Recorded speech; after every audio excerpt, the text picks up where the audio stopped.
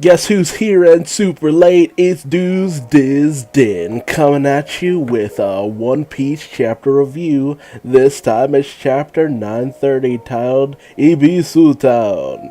I love this cover page of Cracker racing Oru on back of dolphins. How friggin' crazy. It feels like it makes so much sense as to why Oda does stuff like this, because he gets so much just crazy random requests that he's just like, I'm down with that. But it's so fun. But we cut to the titular Ebisu town, which is one of the leftover towns where all the refuse from the main capital city just spills over into, and people try to live off of that. We have Tonoyasu introducing Zoro to the various members of the village from which he hails from. And as many people have speculated, I also believe that Otama also comes from this village, because they all have this very infectious laugh going around, despite the fact that they live in poverty and hunger. There's also tale of a ox tree boy who is a Robin Hood-like figure that steals from the rich and gives to the poor, giving gold and whatnot to the various people of this town. And they feel that this is only a thing because they keep a happy and open mind to the world around them.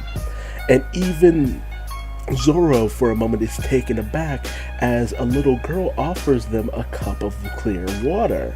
And when he notices that their well is disheveled, dismantled, and broken down, he says, no, I can't possibly. But they insist, and he enjoys a good cup. And Zoro is even given a genuine smile from these people because of the just lighthearted nature that they emanate. So these people are definitely going to have an impact further in on the story. Oh, man, I got something caught in my throat. I can't get it out. We then, of all things, cut to Onigishima Island, where Kaido is flipping his shit because there is a siege upon his island. A ship is coming up the waterways into the entrance of Wano. It is, of all things, the Big Mom pirates come to track down Straw Hat and get Zeus. It's just Big Mom and a handful of her children, with the only sweet commander being Smoothie. So that means that Katakuri, Snack, Oven, all those guys were left back to defend the homeland. But Big Mom personally wanted to come out and kick Luffy's ass. And Kaido is flipping. He's like, don't let her get here. Sink her ship. Do not allow her in here. Does she have her brats with her? God, those are her commanders. It's gonna be all-out war. The country's gonna be decimated. Do not let her into this country. He is losing his shit.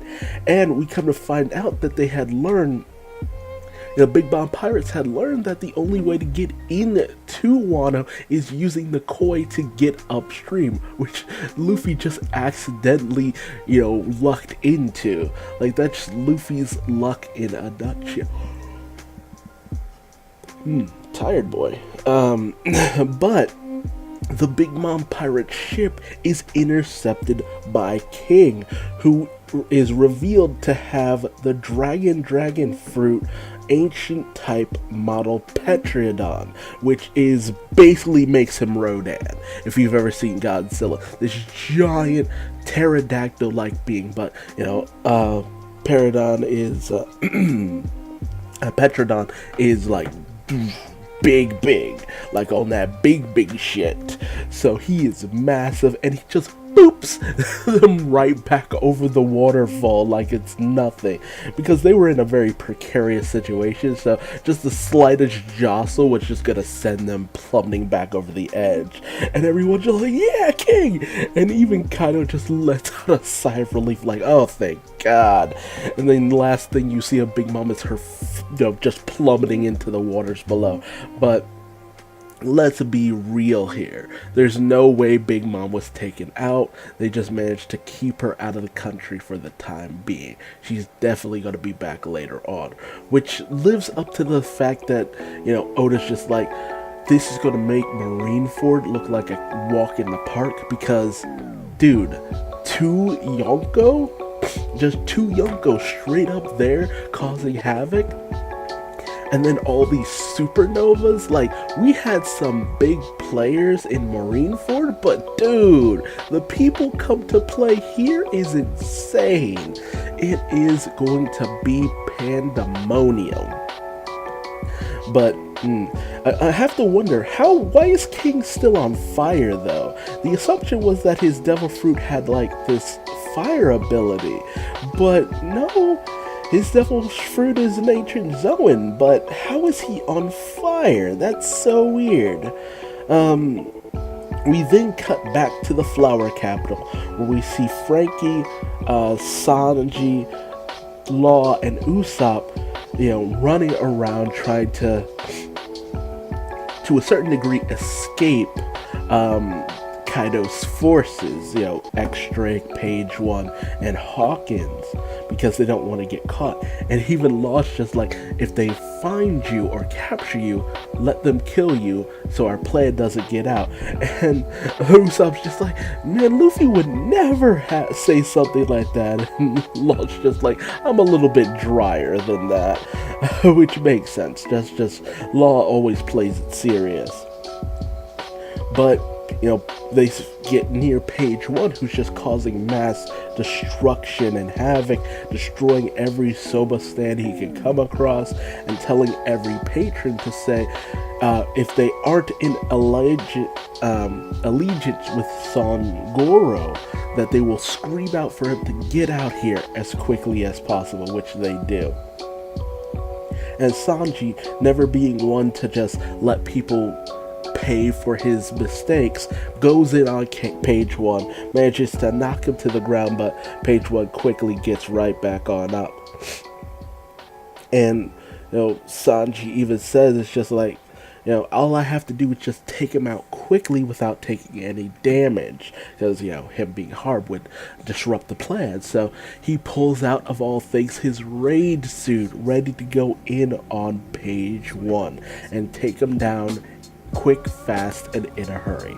So we'll just have to see what the raid suit looks like. Now, I've heard a variety of suggestions that it might be a joke. I think it was Niji who had given him the suit, so he might have played a prank on Sanji by making it look all goofy or something like that. So we'll just have to see what the capabilities of the raid suit actually are. But we are also on hiatus next week, so no One Piece there. But tell me what you thought of this chapter in the comment sections below. Did you enjoy it? Did you hate it?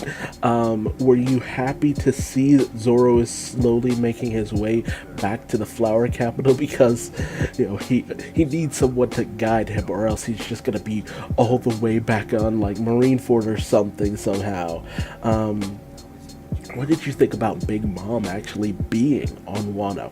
Blackbeard already said that, Big Mom was, arriving there, but to actually see her there, pretty much ready to throw down, that's something all in and of itself. So she's definitely gonna throw a monkey wrench into things when she regains her footing. And what do you think about the showdown between Zoro and Page One? Do you want him to take down Page One like it's nothing, or would you like to see an actual solid fight? Because a lot of people are disappointed that we're seeing Sanji bust out the raid suit this quickly. But because he was so adamant against using it, but he doesn't want them to reveal his his look, his reveal himself to the enemy, but you would think they'd put two and two together, and it's like Vince Smoke Sanji using a Vince Smoke raid suit. You think that would add up, but who knows? It might be dopes and all that good stuff, like the people who don't correlate Soga King with Usopp, something along those lines. But hey, if you like this review, leave me a like, and if you didn't, feel free to leave me a dislike and tell me what I'm doing wrong in the comment section below. But until then, how about subscribing, because I will definitely be bringing you more One Piece chapter reviews as soon as the next chapter comes out. But until then, thanks for joining me, and I will see you next time. Bye-bye.